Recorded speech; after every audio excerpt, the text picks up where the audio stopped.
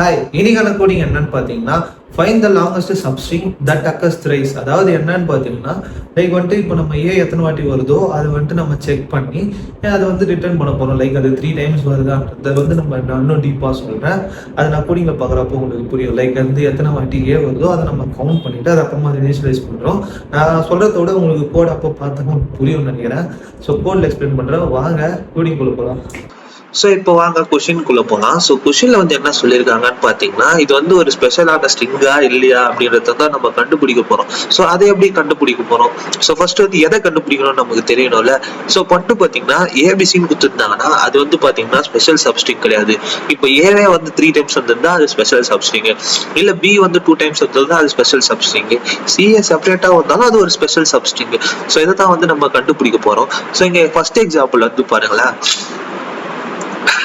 4 ஏ கொடுத்துருக்காங்க, ஆனா அவுட்புட் 2 எப்படி வந்துச்சு?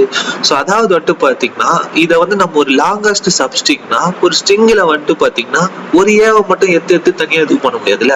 அட்லீஸ்ட் நம்ம ரெண்டா எடுக்கணும்ல. ஸோ அதுதான் இங்க இது பண்ணியிருக்காங்க.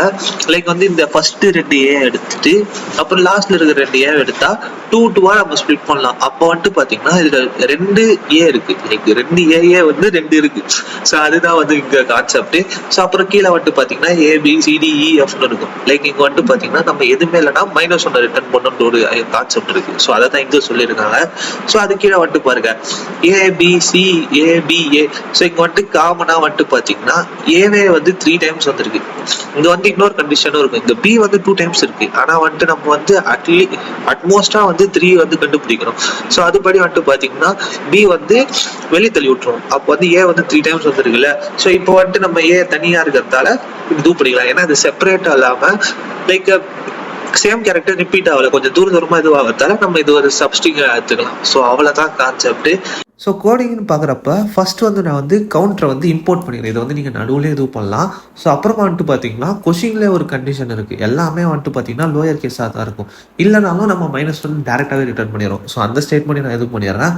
ஸோ வந்து பார்த்தீங்கன்னா சப்ஸ்ட்ரிங்கை இனிஷியலைஸ் பண்ணிட்டு ஸோ சப்ஸ்ட்ரிங்கில் தான் இதெல்லாம் ஸ்டோர் ஆக போகுது. ஸோ அதில் தான் வந்து அப்பாண்ட் ஆக போகிறது, ஆட் ஆக போகிறது, இதுவாக போகிறது. லைக் இது எப்படியெல்லாம் அப்பாண்ட் பண்ணலாம், அதில்ஸ் எங்கெல்லாம் இது பண்ணலான்ற கான்செப்ட் தான். லைக் வந்துட்டு இது ஒரு சப்ஸ்ட்ரிங்காக இருக்கணும், அதுவும் 3 times அக்கர் ஆகணும். அது எல்லாத்தையும் சொல்கிற கண்டிஷன் தான் இது எல்லாமே.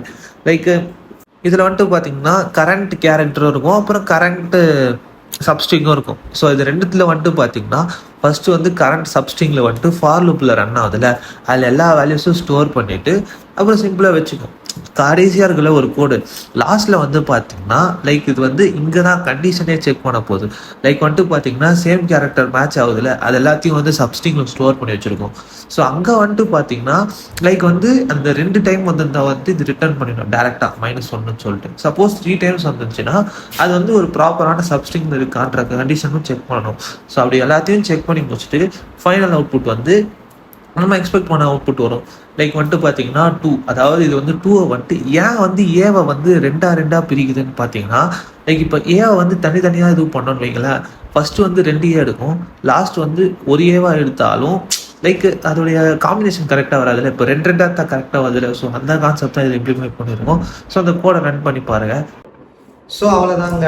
ஸோ இதுதான் வந்து கன்வே பண்ணணும்னு நினச்சேன். ஸோ இதில் ஏதாவது இம்ப்ரூவ் பண்ணுமா இல்லையான்றத மறக்காம கமெண்ட்ஸில் சொல்லுங்கள். அண்ட் எதனா சேஞ்சஸ் இருந்தால் நீங்கள் சொன்னீங்கன்னா தான் நம்ம சொல்ல வந்துட்டு என்னென்ன கரெக்ட் பண்ணணும்னு தெரியும். ஸோ அதுக்கு நான் கேட்குறேன். ஸோ இந்த மாதிரி நிறைய வீடியோஸ் பார்க்க மறக்காம ஃபாலோ சப்ஸ்கிரைப்லாம் பண்ணிக்கோங்க. அண்ட் ஆல்ஸ் வீடியோ கடை